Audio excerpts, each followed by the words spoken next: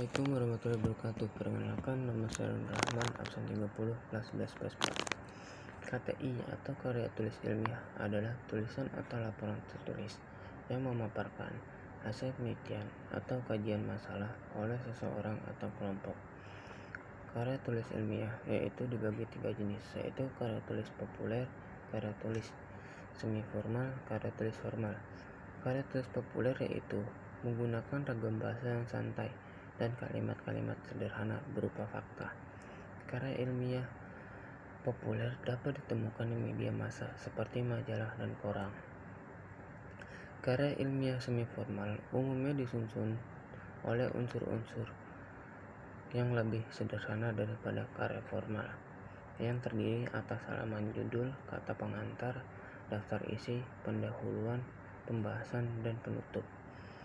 Sedangkan karya ilmiah formal merupakan karya ilmiah yang memiliki sistematika yang lengkap, yang berisi unsur-unsur judul, abstrak, kata pengantar, daftar isi, daftar lampiran, daftar tabel. Bab 1 pendahuluan, yaitu latar belakang masalah, rumusan masalah, tujuan penulis, dan manfaat penulis. Bab 2 kajian pustaka. Bab 3 metode penelitian, yaitu rancangan penelitian, populasi dan sampel, teknik pengolahan data, dan produser penelitian. Bab 4 yaitu pembahasan. Bab 5 yaitu penutup, yaitu berisi simpulan dan saran, daftar pustaka, lampiran, didik teks, dan riwayat hidup. Jenis-jenis karya tulis ilmiah yaitu ada makalah, artikel, skripsi, tesis, disertasi, dan tujuannya yaitu menyelesaikan tahap pendidikan. Misalnya skripsi sebagai syarat memperoleh gelar sarjana, menyampaikan gagasan kepada masyarakat luas, misalnya artikel dalam koran ataupun jurnal kimia, yaitu bahan diskusi dalam diskusi ilmiah, misalnya makalah dan seminar, dan dokumen ilmiah, sumber-sumber rujukan atau makalah keilmuan suatu bidang ilmu. Dan adapun tujuan dari eses, karya ilmiah dan penelitian atau kejadian dan kehidupan karya setelah melakukan pengamatan, kita dapat menyusul hasil dari sebuah karya ilmiah. Hasil pengamatan yang disusun secara terutur dan sistematis. Dalam penentukan topik penelitian, yaitu harus 1. Topik harus sesuai dengan minat peneliti. Peneliti terhadap topik tersebut harus dapat dilaksanakan. Terdapat faktor yang menggunakan dalam penelitian atau kajian atas topik tersebut. Hasil penelitian dari topik tersebut harus bermanfaat. Karya ilmiah disusun dengan sistematika yang runut. Hal tersebut tidak terjadi penggunaan informasi dan mudah pembaca untuk memahami isi karya ilmiah tersebut. Secara garis besar, karya ilmiah terdiri atas 2 bagian utama, yaitu bagian inti dan bagian pelengkap. Bagian inti terdiri atas pendahuluan, pembahasan, dan penutup. Adapun bagian pelengkap terdiri atas judul, kata pengantar, daftar isi, daftar tabel, pustaka, dan lampiran-lampiran.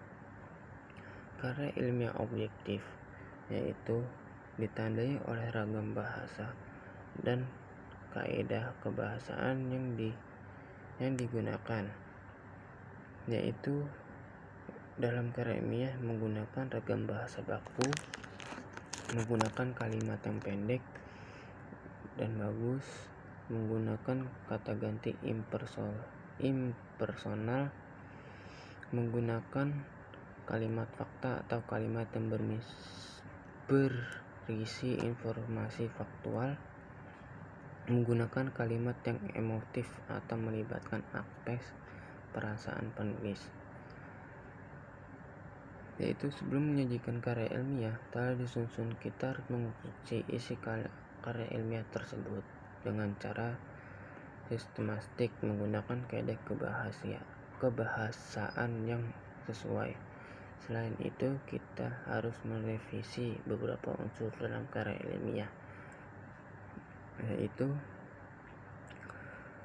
hal yang harus diperhatikan dalam merevisi karya ilmiah menggunakan huruf kapital, menggunakan huruf miring, kalimat efektif, dan kata depan.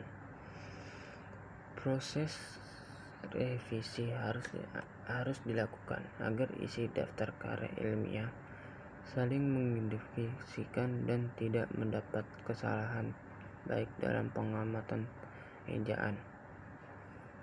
Dalam karya tulis ilmiah terdapat daftar pustaka. Daftar pustaka merupakan rujukan penulisan baik saat melakukan pengumpulan data maupun saat menyusun rujukan.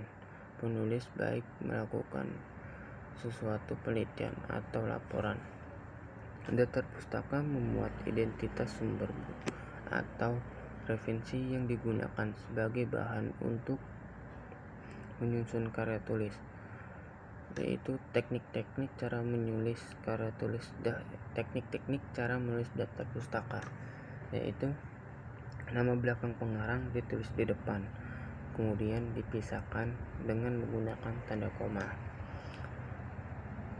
Tahun terbit buku maupun artikel disisipkan sesudah nama penulis.